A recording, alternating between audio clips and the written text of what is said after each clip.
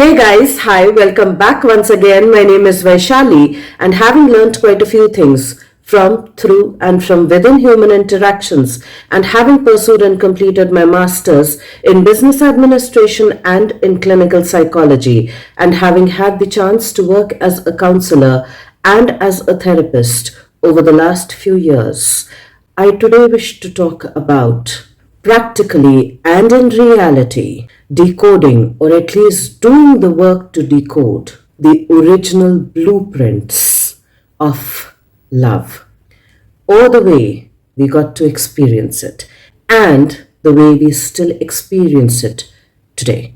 Because only when we realistically understand the blueprint, just like the blueprint of the house, we get to understand its imprint. And then through that imprint, we get to understand the structure and the functioning of it.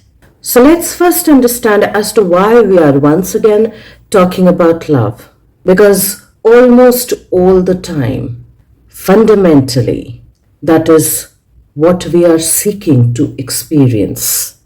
Which is why we also talk about unconditional love from our pets, from our dog more specifically, or maybe unconditional love of some person or the other.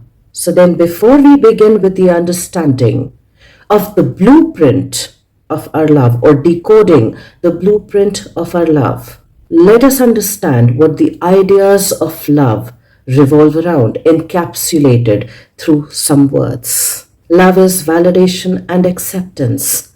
Love is trust. Love is belonging. Love feels safe, or at least should provide safety, emotional and psychological.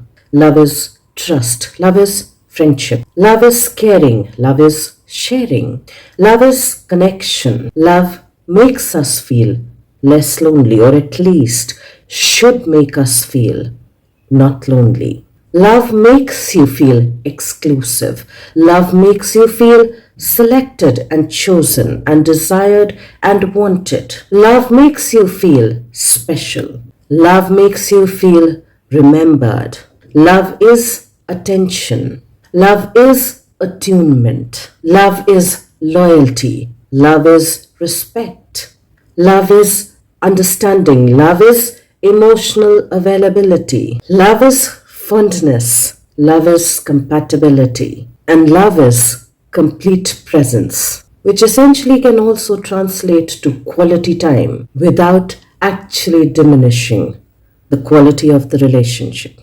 And of course, these were the few ideas that came up to me while I was discussing this with few other people, and there can be more added to that as well. Now, because all of these aspects, all of these emotions, all of these ideas, all of these thoughts, almost all of us wish to experience, wish to even embody for ourselves and for the relationships that truly matter to us, that truly hold meaning for us. We quite naturally need to decode our understanding of love. And let me also add over here, whether it was Michael Jackson, one of the most legendary singing and dancing sensations of all times, who was seeking his father's love, who was longing for his father's love, or whether it was Princess Diana, who was wanting to be loved by her husband, who was wanting to be accepted, who was wanting to be valued,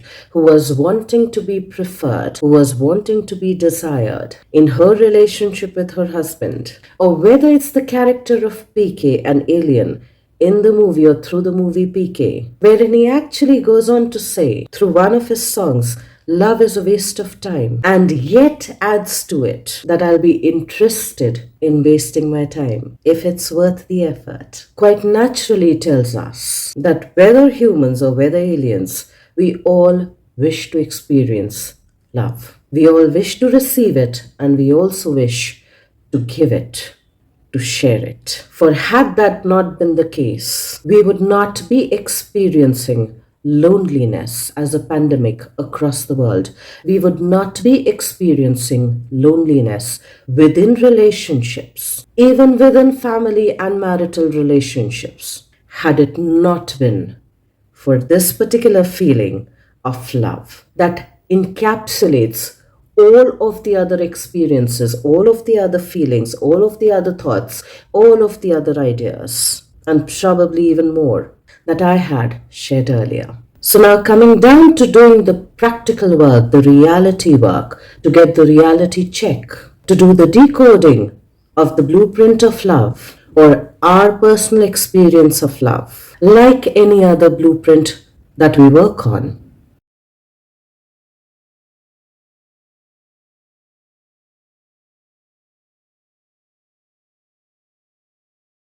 We quite literally need a piece of paper, or at least few pieces of paper, or even a notebook and a pen. And quite literally, I've used the blue pen to get the blueprint in as much detail as I possibly could, as precisely as I possibly could, and with as much objectivity as I possibly could.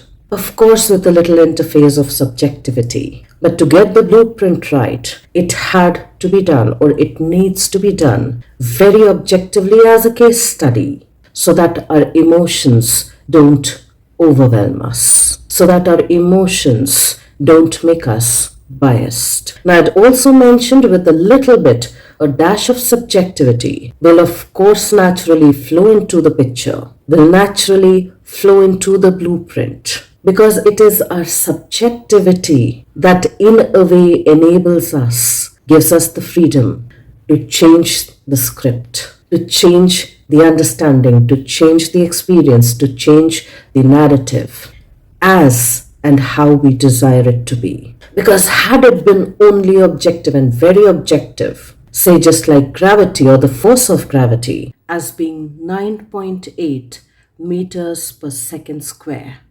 which remains unchanging, most of us would not be able to change it. We literally could not do anything about it. And thankfully, since that's not the case, we quite literally can re-edit the blueprint of love as we practically decode it first. Because we cannot edit anything unless firstly we put it out on the paper.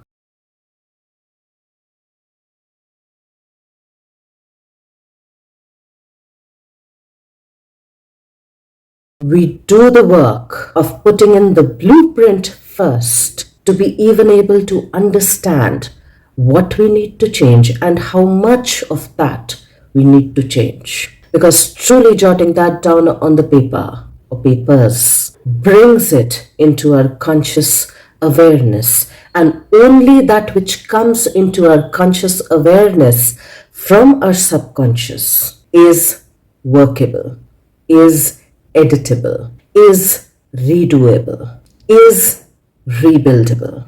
So let's actually take out our diaries. Let's actually take out our notebooks and our pens or our pencils in hand to practically, to realistically decode the imprints of love, the blueprints of love. And in order to do that, I'll be taking an example of a movie as a reference point to then be able to decipher, to decode for ourselves, to check in with our reality, objective reality, of what actually the original blueprint of love looked like.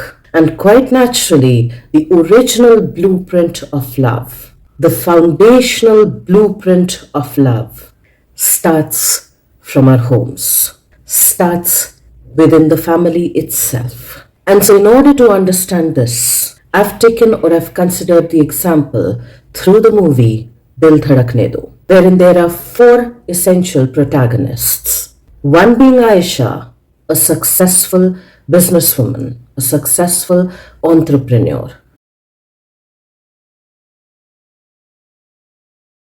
The next character is that of Kabir Mehra, played by Ranveer Kapoor, who is Aisha's or Priyanka Chopra's brother in the movie.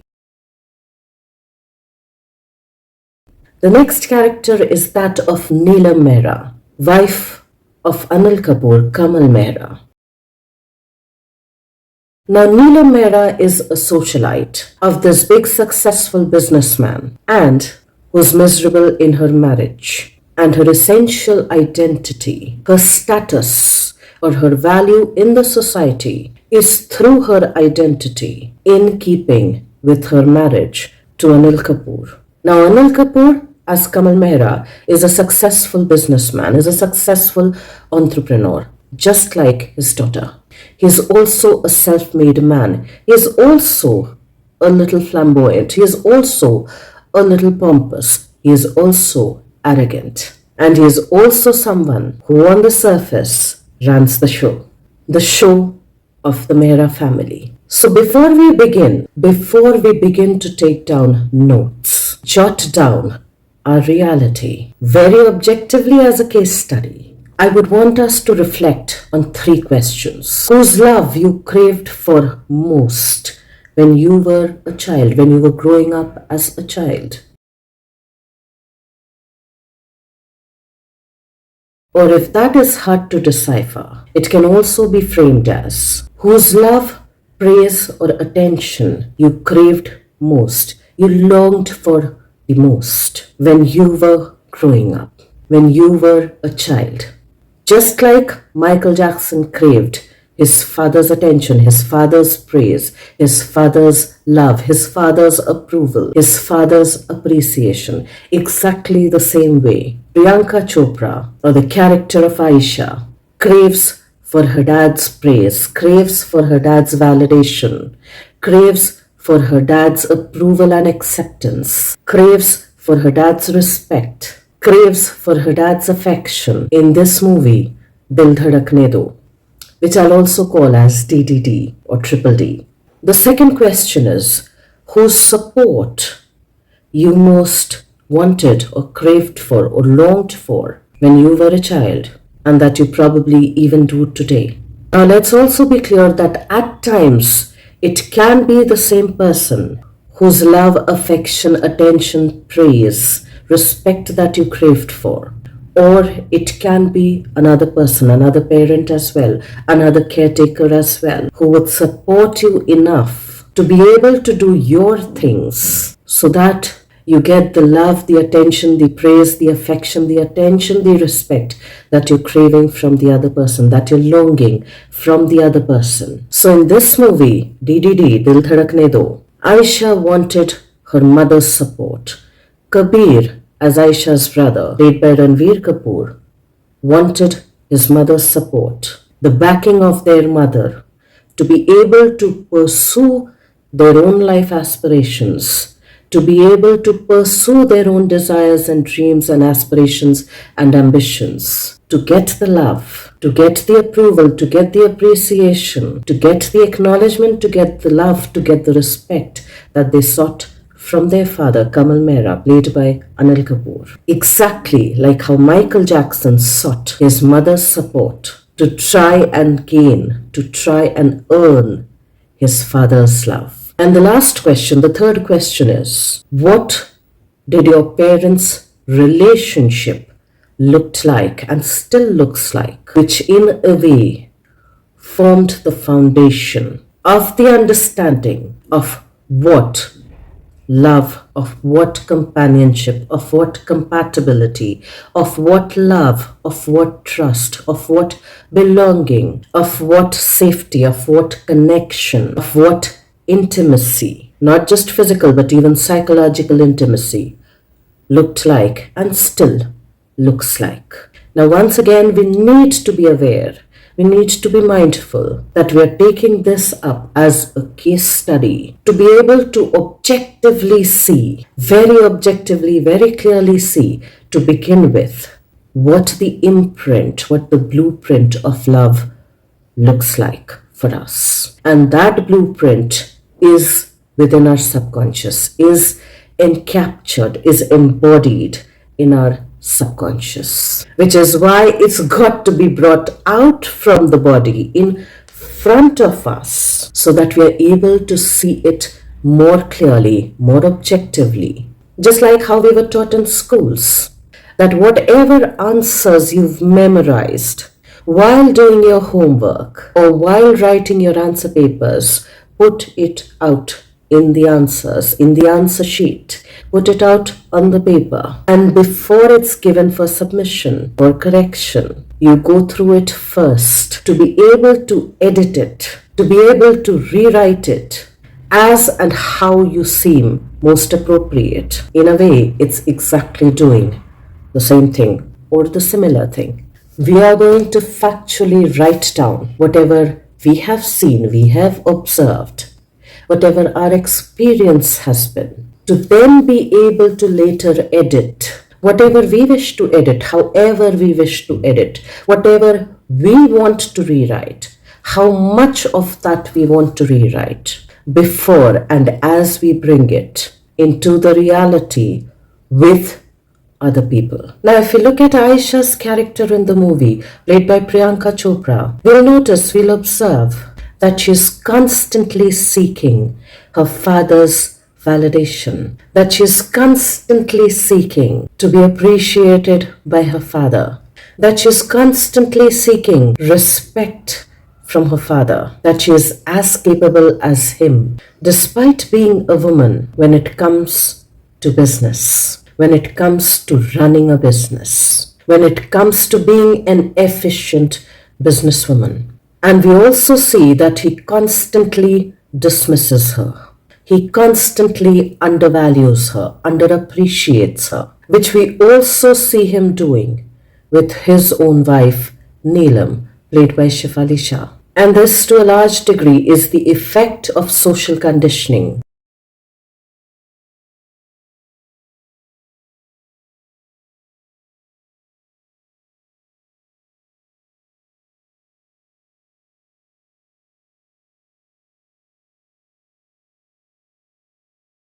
The subtle effects of patriarchy, which to some degree shows up when he explicitly or implicitly states that whatever his daughter is doing is just a hobby.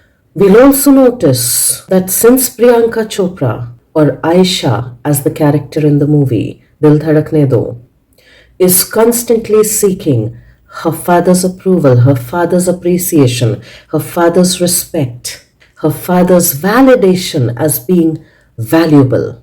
We'll also realize that in order to just get that, she also plans out the 30th wedding anniversary of her parents on a cruise. She precisely plans it out. Right down from inviting the guests to all of the meals, to the booking of the cruise, to all of the people coming on the cruise, to everything that can be required for this cruise trip to go well. For her parents to remember their 30th anniversary being celebrated in such a grand way, to only realize that when the cards got printed out, her name was not even mentioned on it. And in a way, subtly telling her, implying to her that she is no longer a part of the Mehra family, that she no longer belongs here. And of course, that kind of gives us the clue that it's not a one-time thing that she would have had experienced. She would have not felt belonged in this particular family even when she was growing up. And thereby, to some degree, she would not have felt prioritized or important enough to be considered valuable within the family. Which is why then her opinions also did not matter. Which is why her opinions were also sidelined. Which is why probably after a point in time, she felt disconnected within this family. And thereby to some degree felt lonely within this family. Now if we see that going forward, we kind of notice, we'll observe that in very subtle ways and at times in very obvious ways, it is very clearly told to her that she's been allowed and given the permission to work. As if, like a grown-up woman, she needed somebody's permission. As if that was a privilege that was being granted to her and not her right to choose. Which is where again we subtly see that her opinions did not matter, were not valued. What she felt, what she thought, what she wanted to communicate was devalued, was deprioritized, was unimportant, was irrelevant, both in the original family and the family that she had gotten married in as well. It is here that she learned to suppress her own desires, her own needs, her own opinions, her own thoughts, her own feelings,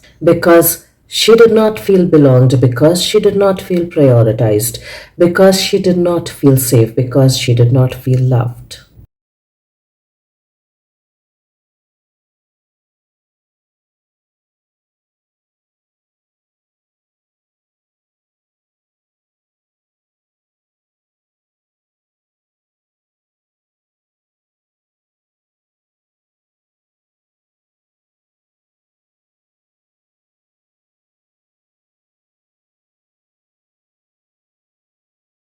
Which her mother, played by Shefali Shah, also has done in her own life, within her own family, in her own relationship with her husband, which is shown metaphorically when she is trying to suppress her feelings by stuffing cake in her mouth.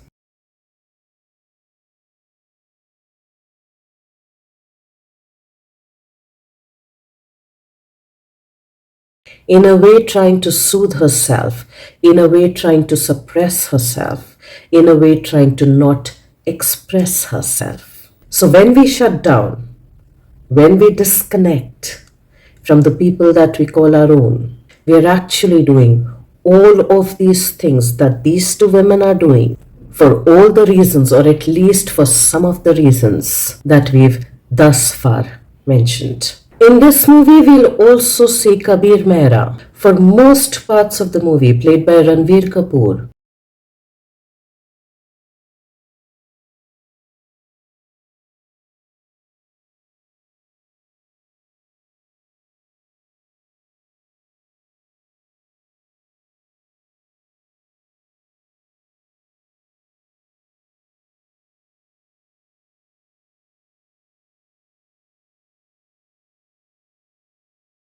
is not able to express his desires, to communicate his desires completely and honestly like a grown up man. We'll see him doing that in very meek ways because he feels overshadowed by his father, played by Anil Kapoor, because he feels unsupported to a large degree by his mother. We'll also notice Kabir Mehra not being able to clearly express in very firm and yet gentle ways and grounded ways to his own parents, before his own parents, that he has no desire to marry another character, Noori,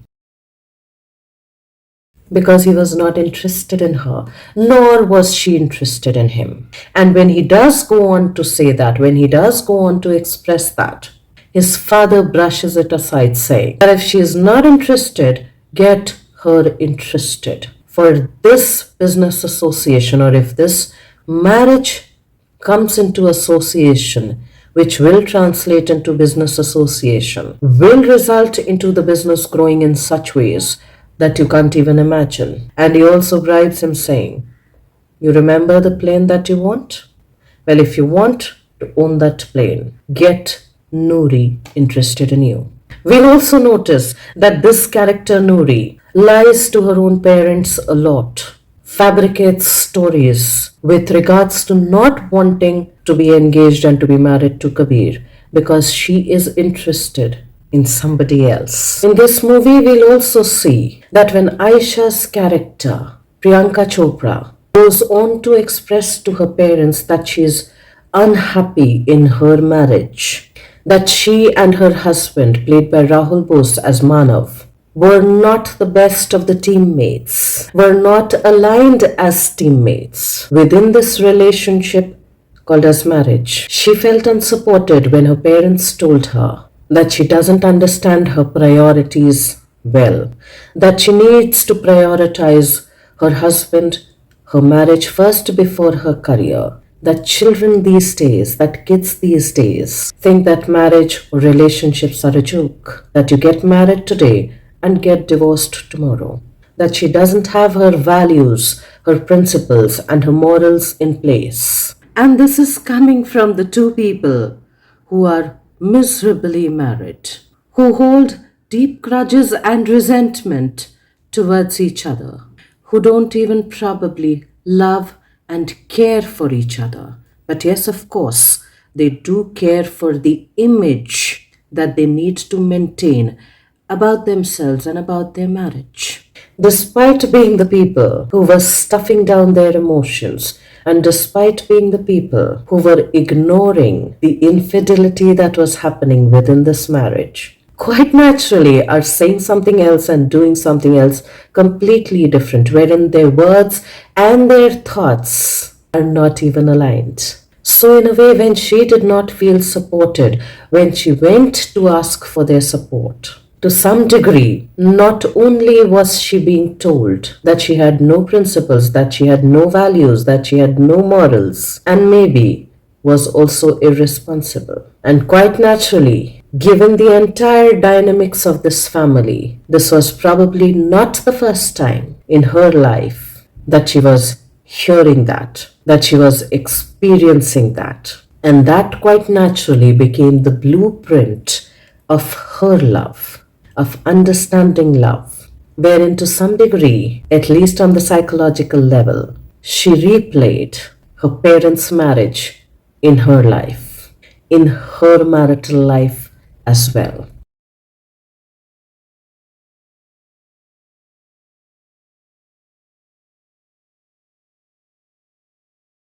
Because the subconscious repeats, works on repetition, works on familiarity, because familiarity is built through repetition and will churn out familiar results, will churn out the same results that it has always churned out till things are interrupted, till things are made obvious to the conscious mind, till things are brought into the highlight, into the limelight, into the spotlight, wherein they can be addressed so that the desired changes can be made in keeping with whatever changes one desires to make. Also, given the fact that she was miserable and unhappy in her own marital relationship, which her brother thankfully had noticed, she also did not want to conceive and bring a child into an environment that personally did not feel safe for her, wherein she did not feel a sense of belonging. And thankfully, she was aware of that fact that it would impact the child, or even her biology would impact the child in more unhealthy ways than in healthy ways. She was also mindful of the fact that it's not a child's job, or it's not our job to make the child feel responsible in said or in unsaid ways, to bridge the relationship between the parents, to create a harmonious relationship for the parents who already have a disconnected, a disharmonious relationship. Now, many a times it comes across like an unsaid rule. Many a times children take up that role because it's every organism's desire to create the most harmonious environment for itself, wherein it can firstly survive and then thrive as well. And also, since she was hiding it from her own family, from her own husband, that she's been taking pills to avoid conceiving a child, quite naturally goes on to tell us that there was no couple goal in place, that there wasn't a team goal as a couple in place, that the priorities of this couple, of this team, was not aligned.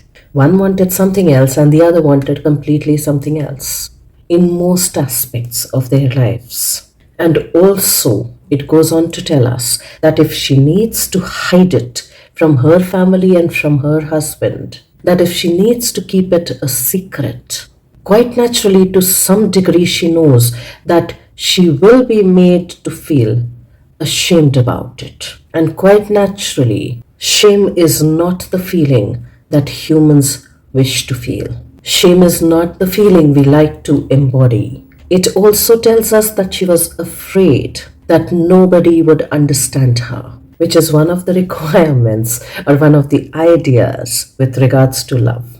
And thereby she did not feel psychologically safe, maybe even physically safe, to confide in her family, to clearly tell to her family that she was avoiding getting pregnant, that she was avoiding conceiving a child, because she herself felt overwhelmed and probably even underwhelmed at the same time or at different times within her family dynamics, within the relationship of her family dynamics. And quite naturally, if the grown-ups within the relationships feels overwhelmed or underwhelmed, most times in the dynamics of that relationship or those relationships, it's quite obvious that a little kid coming into this picture who can't even talk, who can't even sit, who can't even move, is going to carry the same feeling forward, is going to be imprinted and impacted by those feelings. And unfortunately, in unhealthy ways than in healthy ways. Now, if we consider the other character of Kabir Mehra, played by Ranveer Singh, we'll also realize that just like Aisha's, his sister's aspirations, ambitions, desires, her opinions were brushed aside, were pushed aside, were undermined, were discarded. So were his. Because their parents invariably had learnt in their relationship equation to discard their own opinions, to discard their own things, to discard their own aspirations, to discard their own desires, to suppress and repress their own emotions and their own feelings.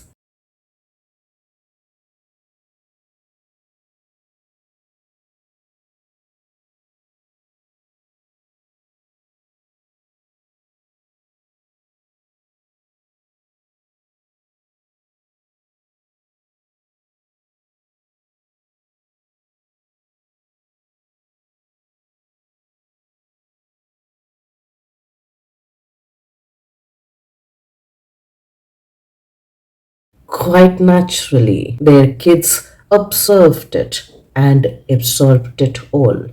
Quite naturally, they observed it and learnt it all, and thereby repeated what had been practiced for so long. Now, the last bit, the relationship dynamic between the Mehras, played by Shefali Shah and Anil Kapoor.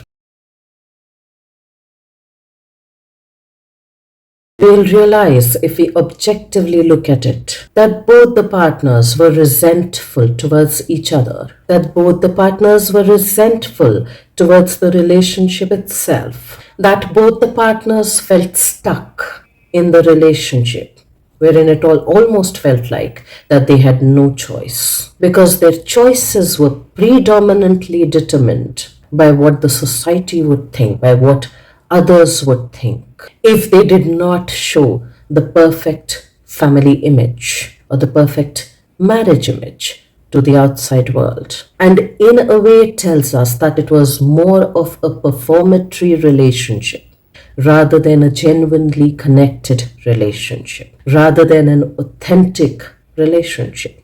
Wherein in one of the dialogues we can even hear Shefali शाह's नीलम मेहरा से acting क्यों कर रहे हो अब कोई नहीं देख रहा there's nobody watching us. In her marriage, Neelam Mehra's Shefali Shah felt undervalued or devalued, felt that she was not appreciated or unappreciated, felt that she had no say of her own, that her thoughts, her feelings, her emotions, her opinions were irrelevant. And in a way, she felt valueless in her own relationship. In a way, she felt worthless in this relationship. Which is where, towards the end of the movie, she also goes on to say that what our son was saying is correct. I've stayed in this marriage despite your infidelities because I had nowhere else to go. And that's not necessarily to say nowhere else to go in keeping with some relationship, though it can be a part of that. But she had nowhere else to go with regards to pursuing her own ambitions, with regards to pursuing her own desires, because probably her ambition up till now was to be the perfect wife, of Anil Kapoor, of Kamal Mehra, which is what her identity finally came to be. In a way, it's also telling her that she even probably could not go to her own parents' place. Quite likely, she never felt belonged. She never felt valuable. She never felt important enough. She never felt belonged at her parents' place as well. She probably also did not have genuine, true, authentic friendships whom she could count on to for emotional support and maybe even physical support if need be. Because unfortunately, when the entire life is built about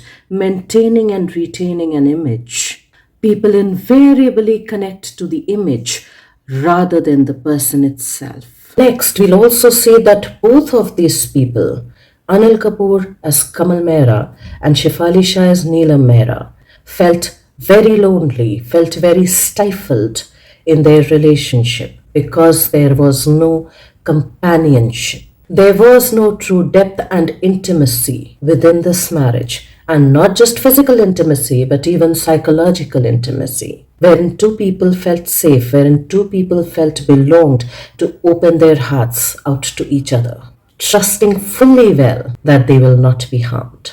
Next, we'll also notice there was a lot of lying within this couple's relationship, which everybody, especially Shefali Shah, brushed aside, pretending to be happy in front of the world in her relationship because she could not handle for herself that she was undesired, that she was unimportant, that she was irrelevant, that she was valueless, that she was worthless, that she was loved less, that she was companionless, and maybe that this relationship was also meaningless for her own self. And we'll also notice that Anil Kapoor as Kamal Mehra's needs to be recognized, to be appreciated, to be cheered on by others, to feel loved by others, to feel important enough by others, made him act in ways that he did. And that's not to say that I'm justifying infidelity.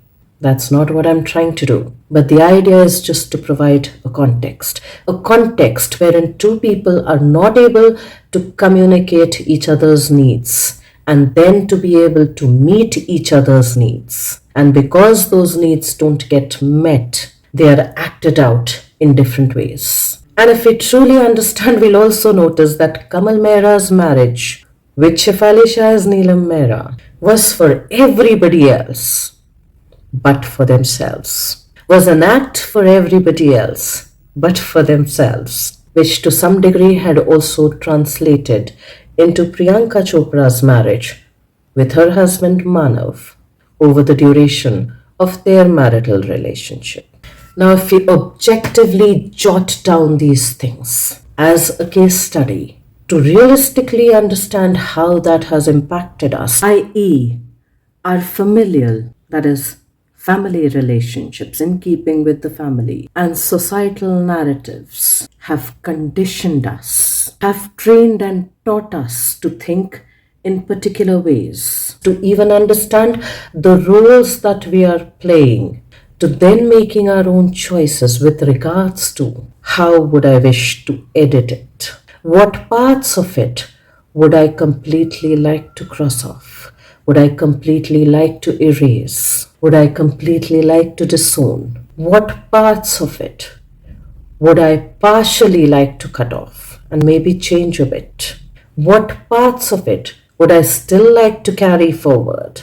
And what parts of it and how much of it could I completely make it my own, our own, within our relationships as we revise it and as we edit it, so that it's more satisfactory and more fulfilling to myself and for ourselves. Because quite naturally, in my personal understanding, if we are not able to do it, and we are talking of love over here, we should actually question if we truly love ourselves enough, if we truly value ourselves enough, if we truly respect ourselves enough, if we truly trust ourselves enough to be able to want that for ourselves and our people as well. Because as Carl Jung had said, the greatest burden unconsciously for any child is to carry the weight of the unlived life of its parents. And quite naturally, the part of the life that is unlived